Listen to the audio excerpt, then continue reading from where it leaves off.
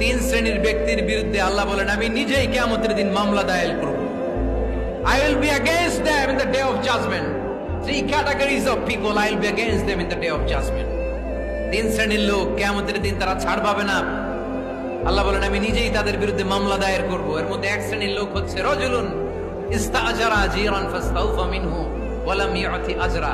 একজন শ্রমিক ভাড়া করে তার কাছ থেকে কাজ নিয়েছে কিন্তু তার পারিশ্রমিক আদায় করে নাই। এরকম আছে না নাই?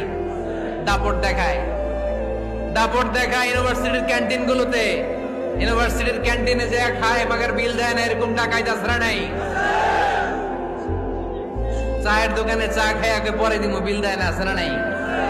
দোকানে যে পণ্য কিনে বিল দেয় না, পরে দিমু, আছে না নাই? কিয়ামতের দিন আল্লাহ তোর এই মাস্তানি ছুটাবে, চিল্লা এখন ঠিক কিনা? আনা খাসমুহুম, আমি নিজেই তাদের বিরুদ্ধে মামলা দায়ের করব। কথাটা কার? এজন্য বিশ্বনবী বললেন খবরদার, মেহনতি মানুষ, খেটে খাওয়া মানুষ, এদের দোয়া কবুল হয়ে যায়।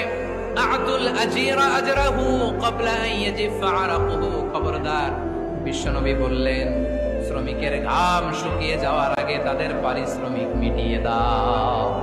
বিশ্বনবীর বিখ্যাত হাদিস, আতুল আজীরা আজরাহু ক্বাবলা আন ইয়াজিফা আরাকুহু। শ্রমিকের ঘাম মাটিতে লাগার আগে, শুকিয়ে যাওয়ার আগে তাদের পারিশ্রমিক মিটিয়ে দাও। কেননা তারা যদি বদদোয়া করে তোমার জীবনকে জাহান্নাম বানিয়ে দিবে কে?